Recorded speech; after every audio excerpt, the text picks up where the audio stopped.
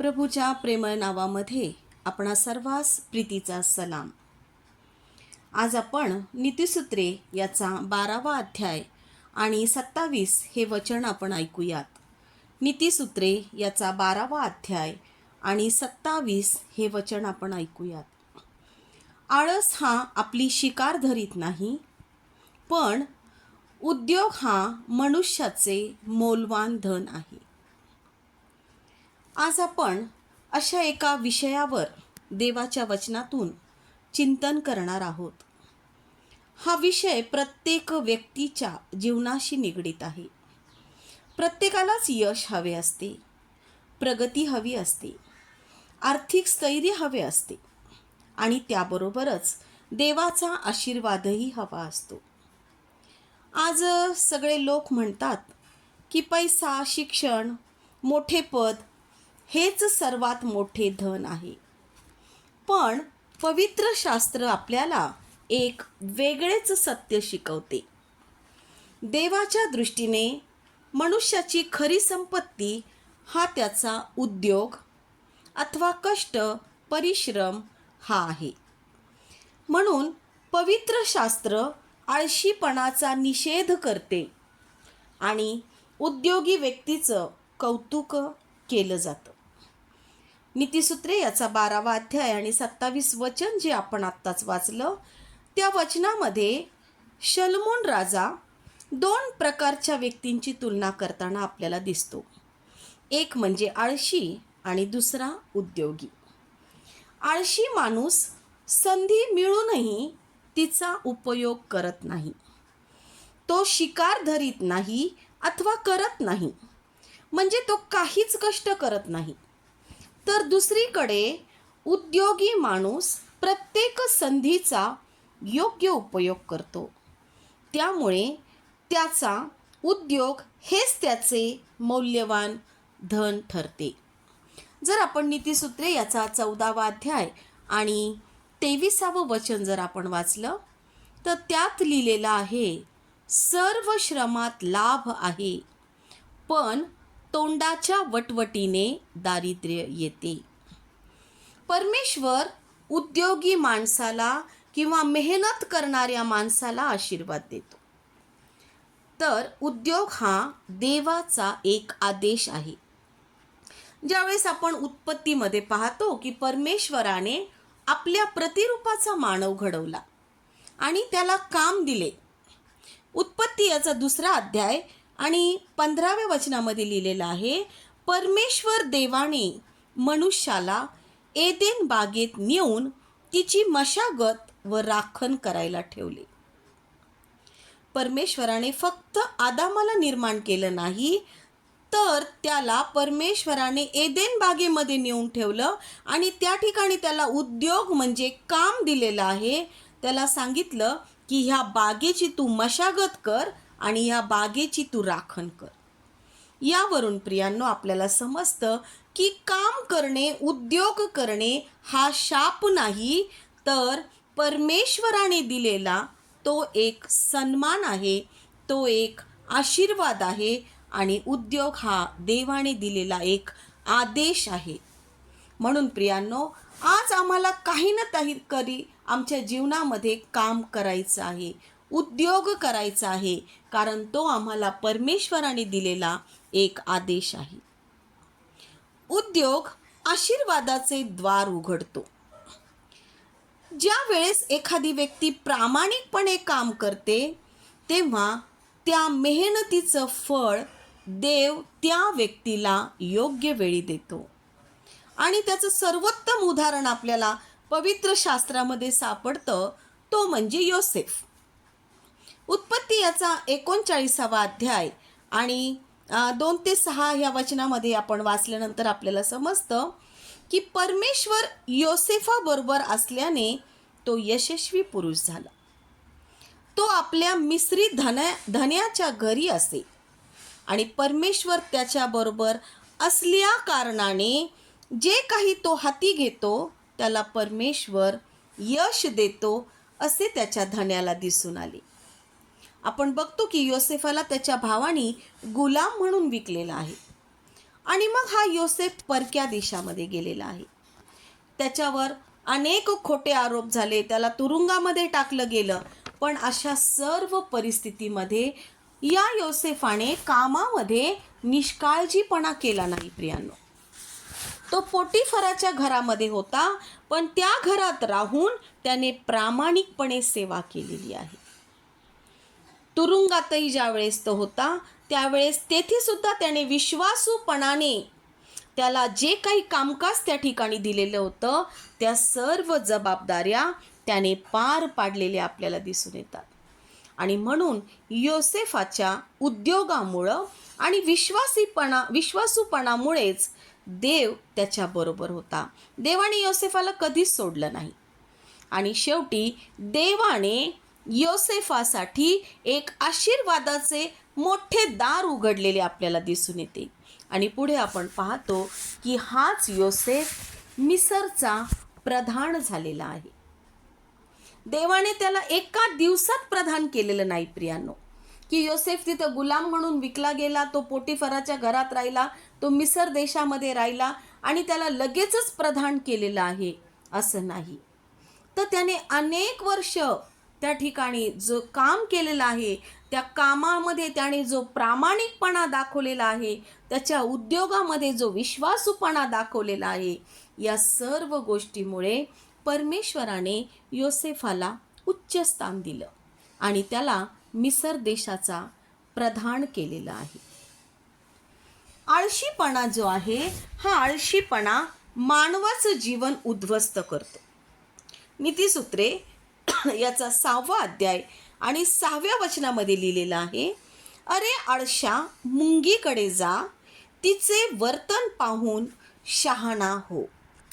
आपण पाहतो की परमेश्वराने आळशी मनुष्याला एका छोट्याशा मुंगीचे उदाहरण सांगितलेलं आहे.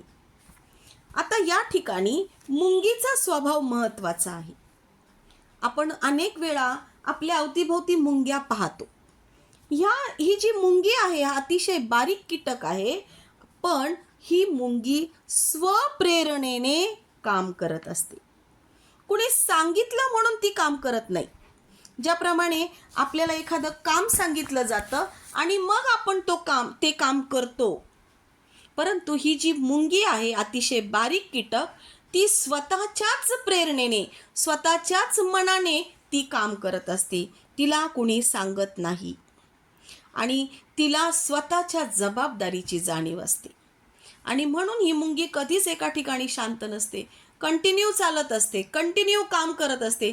तोंडामध्ये बारीकसं छोटासा अन्नाचा कण घेऊन ती जात येत सारखीच तिचं काम चालू असतं.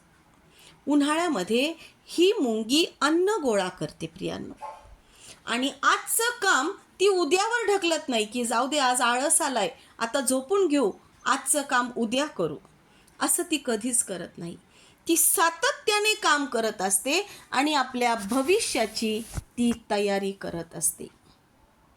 आपण पाहतो की आळशीपणामुळे मानवाचं जीवन हे कसं उद्ध्वस्त होतं याचा एक सुंदर दृष्टांत आपल्याला मत्ती याचा 25वा अध्याय आणि 14 ते 30 वचनामध्ये पाहायला मिळतं. आणि हा दृष्टांत आहे रुपयांचा दृष्टांत. एक मनुष्य होता, त्याला परदेशी जायचं होतं आणि जाताना त्याने काय केलं तर आपल्या दासांना बोलावलेलं आहे. एकाला 5,000 रुपये दिले, दुसऱ्याला 2,000 रुपये दिले आणि तिसऱ्याला 1,000 रुपये दिलेले आहेत. आणि हा जो धनी होता हा परदेशी निघून गेला. ज्याला 5,000 रुपये मिळालेले होते तो लगेचच जाऊन त्याने व्यापार सुरू केला, उद्योग सुरू केला आणि त्याने आणखी 5,000 रुपये त्यावर कमवले. ज्या दासाला 2,000 रुपये मिळाले होते प्रियांनो, त्यानेही तो गेला आणि त्यानेही आणखीन 2,000 रुपये मिळवले. आणि मात्र जो तिसरा धनी होता, तो तिसरा दास होता, त्याला 1,000 रुपये मिळाले होते. त्याने जाऊन काय केलं तर जमीन खणली, एक खड्डा खणला आणि त्यामध्ये आपल्या धन्याचा तो पैका 1,000 रुपये त्याने ते लपवून ठेवले. मग बराच काळ लोटल्यानंतर या दासांचा हा धनी पुन्हा आला आणि मग त्यांच्याकडून तो धनी हिशोब घेऊ लागला. मग पहिला दास आला आणि तो म्हणाला, महाराज, आपण मला 5,000 रुपये दिले होते, त्यावर मी आणखी 5,000 रुपये मिळवले. आणि मग त्याला धनी म्हणाला, शाब्बास भल्या व विश्वासू दासा, तू थोडक्या गोष्टीत विश्वासू राहिलास, मी तुझी पुष्कळांवर नेमणूक करीन. मग ज्याला 2,000 रुपये दिले होते तोही आला आणि तो म्हणाला की महाराज, मी सुद्धा आणखीन 2,000 रुपये त्यावर मिळवलेले आहेत. आणि पुन्हा तो धनी म्हणाला, शाब्बास भल्या व विश्वासू दासा, तू थोडक्या गोष्टीत विश्वासू राहिलास, मी तुझी पुष्कळांवर नेमणूक करीन आणि तू आपल्या धन्याच्या आनंदामध्ये सहभागी हो. आणि नंतर ज्याला 1,000 रुपये मिळाले होते तो आला आणि तो म्हणाला, महाराज, मी जाणून होतो की तुम्ही फार कठोर माणूस आहात. जेथे तुम्ही पेरले नाही तेथे कापणी करता आणि जेथे पसरून ठेवले नाही तेथून गोळा करता. म्हणून मी घाबरून गेलो आणि तुम्ही दिलेले 1,000 रुपये मी जमिनीमध्ये खड्डा करून त्या ठिकाणी लपून ठेवले होते, ते तुम्हाला आता मी परत देत आहे. आता धण्याला खूप राग आला आणि धनी त्याला काय म्हणाला, अरे दुष्ट व आळशी दासा, जेथे मी पेरले नाही तेथे कापतो आणि जेथे मी पसरून ठेवले नाही तेथून गोळा करतो, हे तुला ठाऊक होते काय? आणि मग त्या ठिकाणी या आळशी माणसाचं जीवन त्या ठिकाणी उद्ध्वस्त झालेलं आहे. त्या दासाने त्या धन्याने या दासाला हाकलून दिलेलं आहे. प्रियांनो, या कथेतून, या दृष्टांतातून आपल्याला असं शिकायला मिळतं की देवाने दिलेली देणगी किंवा एखादी संधी त्याचा आपण उपयोग केला नाही तर तो एक आळशीपणाच आहे.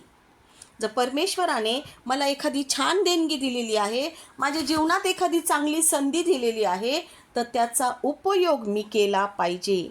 जर त्या ठिकाणी मी त्याचा उपयोग करत नाही तर तो एक आळशीपणा आहे आणि आळशीपणा मानवाचं जीवन उद्ध्वस्त करते. आळशीपणा जो आहे तो मानवाचं जीवन उद्ध्वस्त करतो, कारण त्याला काम करायला आवडतच नाही.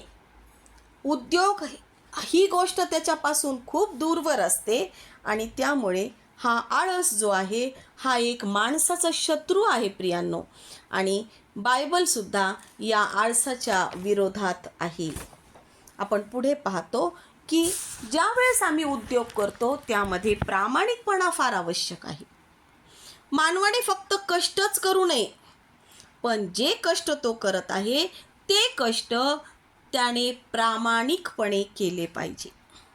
एखादी व्यक्ती खूप मेहनत करत आहे, खूप कष्ट घेत आहे, पण जर त्या मेहनतीमध्ये फसवणूक आहे किंवा अप्रामाणिकपणा आहे, त्या व्यक्तीचा स्वार्थ त्यामध्ये दडलेला आहे, तर तो उद्योग देवाला मान्य नाही. प्रियांनो, परमेश्वराला किती काम केले हे महत्त्वाचं नाही, तर कसे काम केले हे अधिक महत्त्वाचे आहे.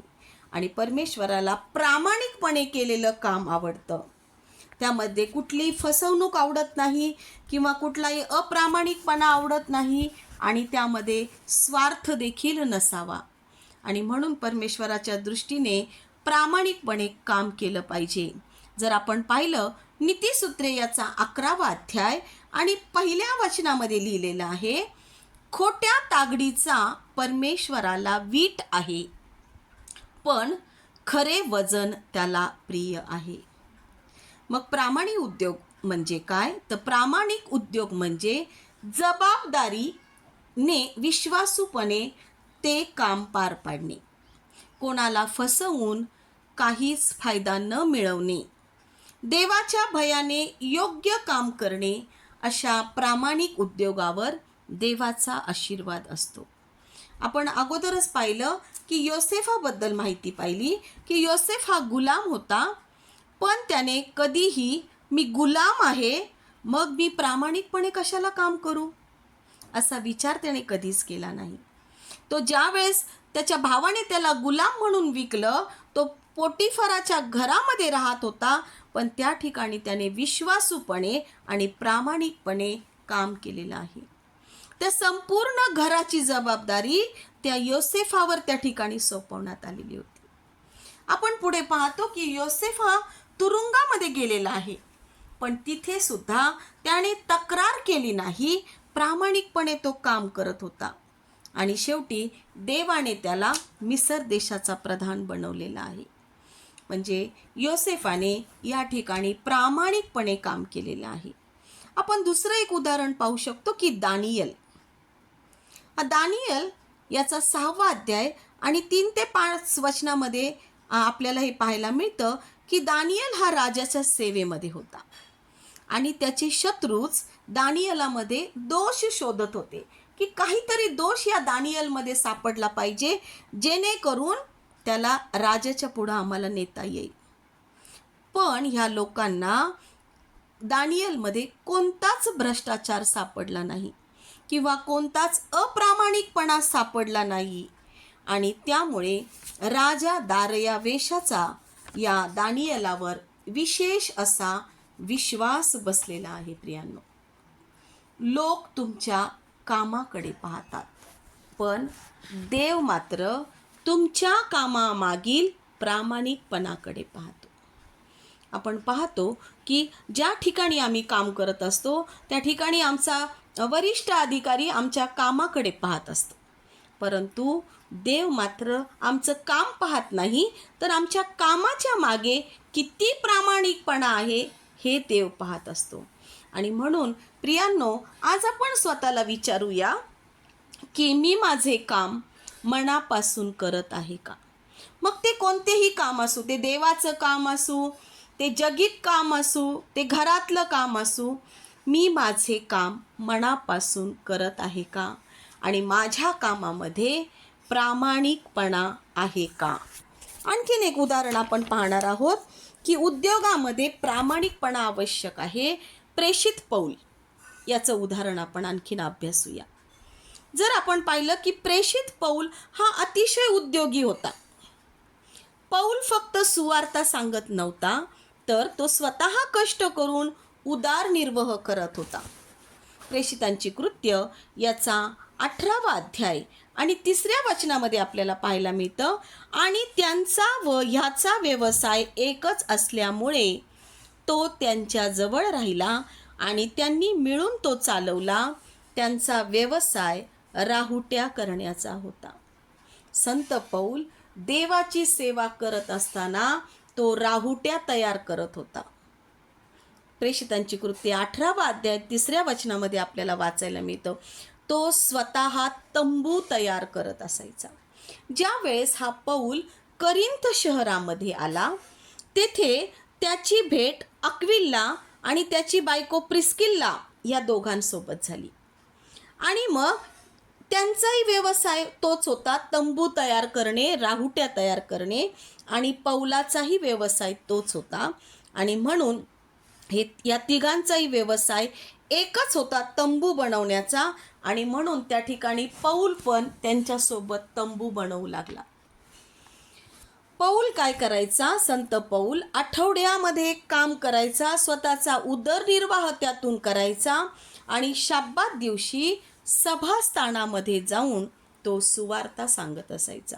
तो सुवार्ता सांगण्याचं काम करत होता. प्रेषितांची कृत्य 18वा अध्याय आणि 4थ्या वचनामध्ये आपल्याला हे पाहायला मिळतं.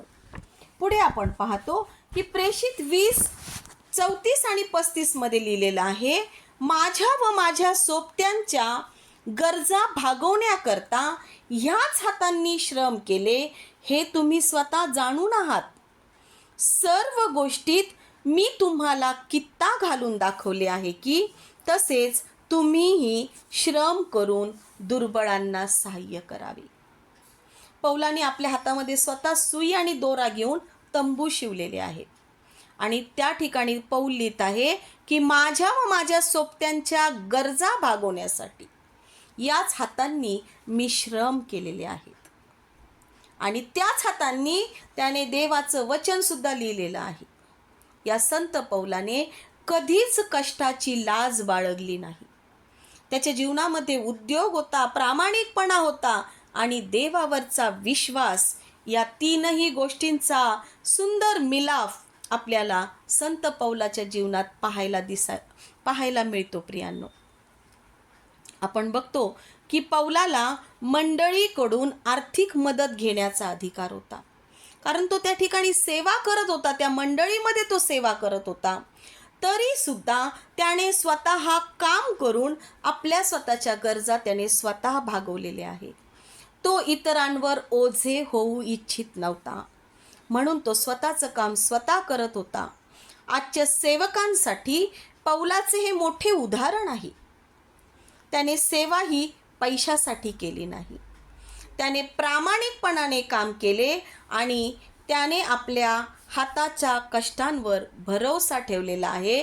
कारण त्याने काय केलेलं आहे की श्रम करून दुर्बळांना देखील, इतरांना देखील त्याने सहाय्य केलेलं आहे. प्रियांनो, म्हणून उद्योगामध्ये प्रामाणिकपणा असणे अतिशय गरजेचं आहे.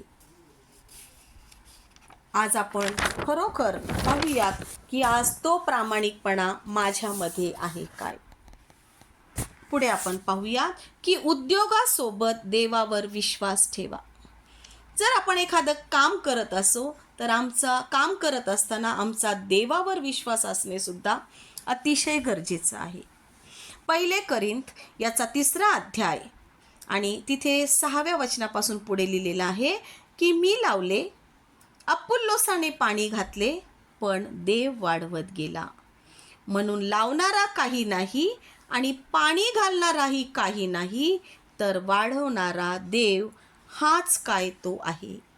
लावणारा व पाणी घालणारा हे एकच आहेत, तरी प्रत्येकाला आपापल्या श्रमाप्रमाणे आपापली मजुरी मिळेल.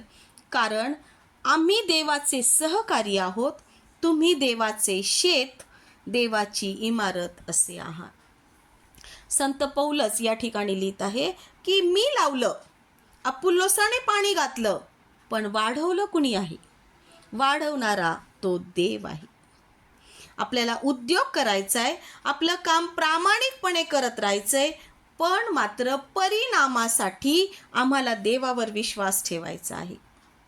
उदाहरणार्थ आपण पाहूयात, एखादा शेतकरी शेत नांगरतो, त्या शेतामध्ये बी पेरतो, त्याच्यामध्ये खत घालतो, त्याला पाणी देतो आणि मग तो पावसाची वाट पाहत बसतो की कधी पाऊस येईल.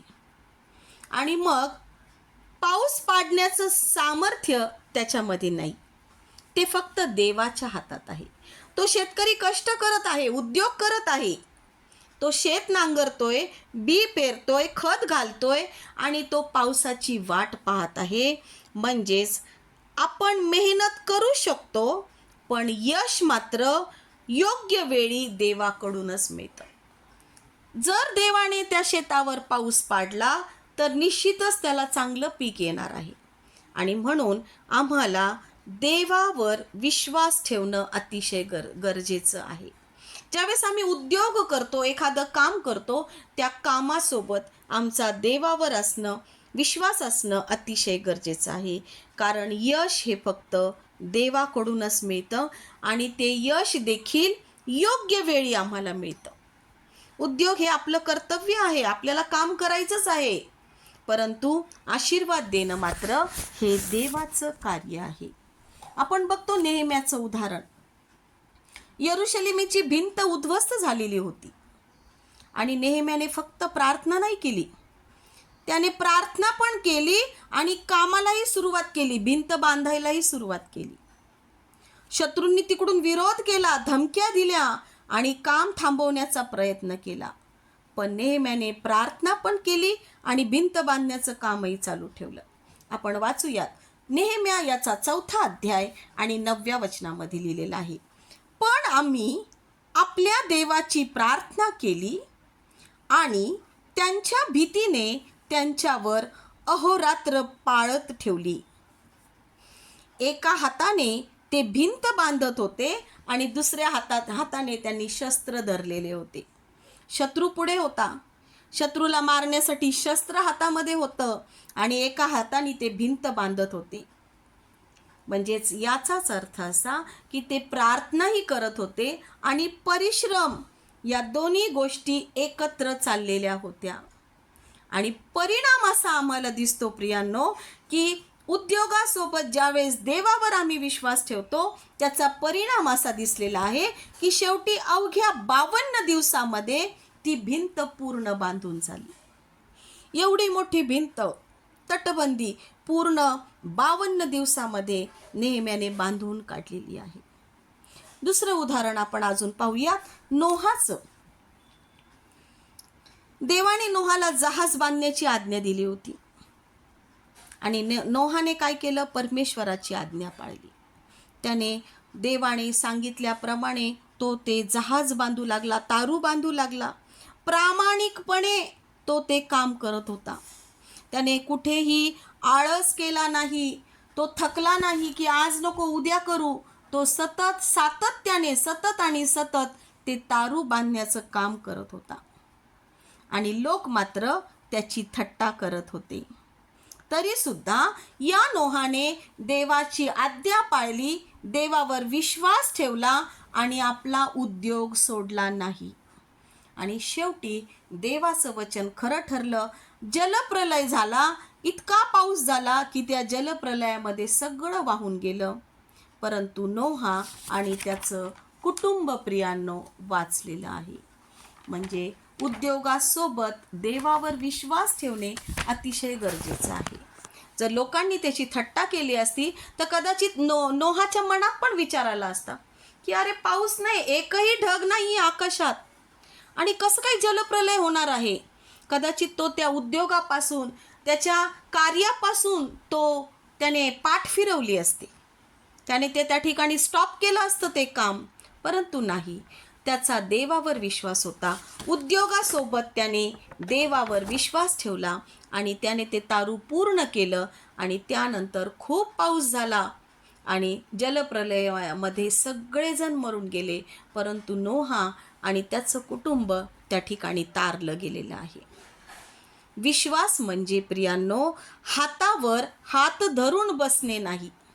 माझा देवावर खूप विश्वास आहे, पण विश्वास म्हणजे काय? तर देवाच्या वचनावर भरवसा ठेवून त्याप्रमाणे कृती करणे, तो विश्वास आहे. आम्ही म्हणतो हो, आम्ही हातावर हात ठेवतो आणि म्हणतो हो माझा देवावर फार विश्वास आहे, परंतु विश्वास म्हणजे आमच्या कृतीतून दिसला पाहिजे. तो विश्वास, देवाच्या वचनावर आमचा भरवसा पाहिजे. ज्यावेळेस विद्यार्थी मन लावून अभ्यास करायचा असतो, पण मन लावून काही विद्यार्थी अभ्यास करत नाही, मात्र परीक्षेला जाताना खूप जणांकडून प्रार्थना करून घेतात, देवा आजचा पेपर सोपा जाऊ दे. ज्या दिवशी रिझल्ट असतो त्या दिवशी खूप जणांकडून प्रार्थना करून घेतात, म्हणतात मला पास होऊ देत. हा भरवसा काहीच कामाचा नाही. प्रियांनो, एखादा कर्मचारी जर प्रामाणिकपणे तो कर्तव्य पार पाडत असेल तर त्याने विश्वासाने ते काम करावं. त्याच्यामध्ये प्रामाणिकपणा पाहिजे आणि त्याच्यामधला त्याने आळशीपणा टाकून विश्वासाने सेवा केली पाहिजे. आज अनेक देवाचे सेवक देवाची सेवा करत आहेत. त्यांनी सुद्धा मनापासून परिश्रम केले पाहिजेत, नम्रपणे प्रार्थना केली पाहिजे, शांतपणे देवाच्या वेळेची वाट पाहिली पाहिजे. तेव्हाच परमेश्वर तुमच्या उद्योगाला आशीर्वाद देणारा आहे. आपल्या जीवनामध्ये देव अशी दारे उघडीन की जी द्वारे कोणताही मनुष्य उघडू शकत नाही. इतकी आशीर्वादाची ओतणी परमेश्वर आपल्यासाठी करेल जर आपण कोणतंही देवासाठी काम, जे उद्योग आम्ही करत आहोत, तो प्रामाणिकपणे विश्वासूपणे आम्ही केला पाहिजे आणि देवावर विश्वास ठेवून आम्ही ते कार्य केलेलं पाहिजे. लोक म्हणतात पैसा सर्वात मोठं धन आहे, परंतु बायबल आज आम्हाला शिकवत आहे की उद्योग हेच सर्वात मौल्यवान आणि मोठे धन आहे. कारण प्रियांनो, पैसा चोरीला जाऊ शकतो, संपत्ती नष्ट होऊ शकते, परमनंट नोकरी जाऊ शकते, पण उद्योगी स्वभाव मात्र कोणीच चोरून नेऊ शकत नाही किंवा तुमच्यापासून हिरावून घेऊ शकत नाही. जर आमच्यामध्ये उद्योग करण्याचा स्वभाव असेल, काम करण्याचा स्वभाव असेल, तर तो उद्योगी स्वभाव कोणीच आमच्यापासून हिरावून घेऊ शकत नाही. आणि अशा व्यक्तीला देव पुन्हा उभे करतो. म्हणून आज आपण असा निर्णय घेतला पाहिजे की परमेश्वरा, मी आळशीपणा सोडीन. माझ्यामध्ये जो काही आळस आहे तो आळस आज मी काढून टाकत आहे आणि तू दिलेली जबाबदारी मी प्रामाणिकपणे पार पाडील आणि माझा उद्योग हा देवाच्या गौरवासाठी असेल. कलसेकरास पत्र याचा 3 अध्याय आणि 23 आणि 24 वचन मी आपणासाठी वाचत आहे. आणि जे काही तुम्ही करता ते माणसासाठी म्हणून करू नका.